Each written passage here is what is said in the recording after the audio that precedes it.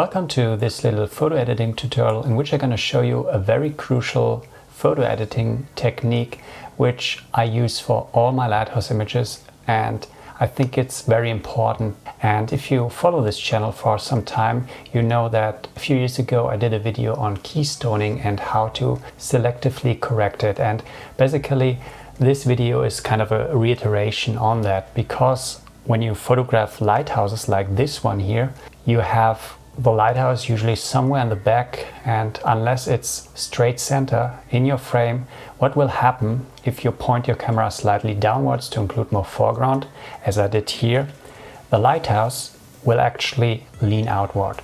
So if I pull in some rulers here, you see that the lighthouse is not straight in the frame, and I find this very distracting. So I often see beautiful images of lighthouses, very nice light and everything, and then the lighthouse leaning outward or inward, and this just doesn't look right. So it's actually very easy to correct that without affecting all the rest of the frame. If you see here, I did a little more perspective corrections, but it's really just the lighthouse you have to focus on. So first of all, the intuition would be to just correct the whole frame. So Control T, bring up the transform tool, go right click, perspective, and then pull outward until the lighthouse is straight. And as you can see, it's quite a lot you have to pull outward, and yeah, you change the perspective of the complete frame, which might not be what you want to do. And this is also what I show in the other video. What you should do instead, just select the lighthouse. So get a rectangular Marquee tool, make a selection here, and also don't include too much of the foreground, so really just the lighthouse.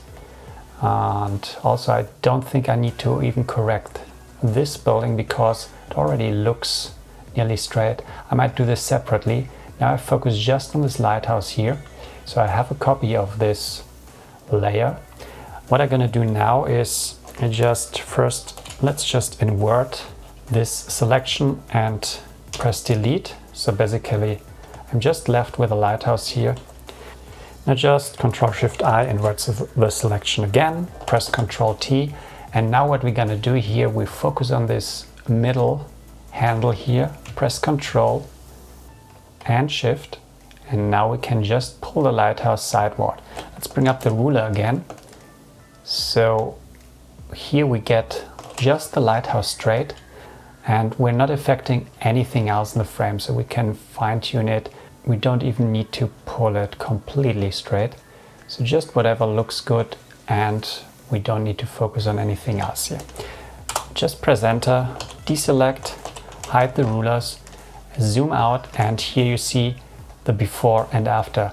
And now it just looks much more professional in my opinion, because those keystoning effects usually look less professional in my opinion, and really might take away from the beauty of a photo, because I myself, I'm always drawn to such flaws. So now to get this blended properly, I put a black mask on this, and now I'm just gonna brush in the lighthouse with a 100% brush. And since the lighthouse usually is at the horizon somewhere where you just have clouds behind it, such a blend is usually quite easy. Even down here in the landscape, it's not so hard to do. So I'm just gonna finish this up, smooth out the edges a bit, and here you see the before and after.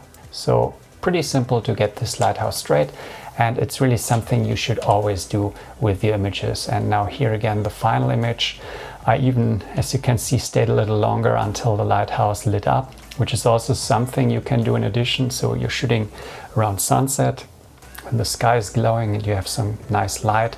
Then usually the lighthouse lights up during blue hour when the colorful light is gone. So just keep your camera in place some time longer, take a final photo, and then you can also blend in some glow here for the lighthouse, which gives it just a little bit more interest. So before, after, and I hope you liked this little tutorial. If so, leave a thumbs up, and yeah, subscribe for more. And also there will be videos for actually when I took those photos. So I was in France last month, and there will be 2 videos coming up where I show you a bit of the different locations I photographed and the photos I got. So see you then. Bye.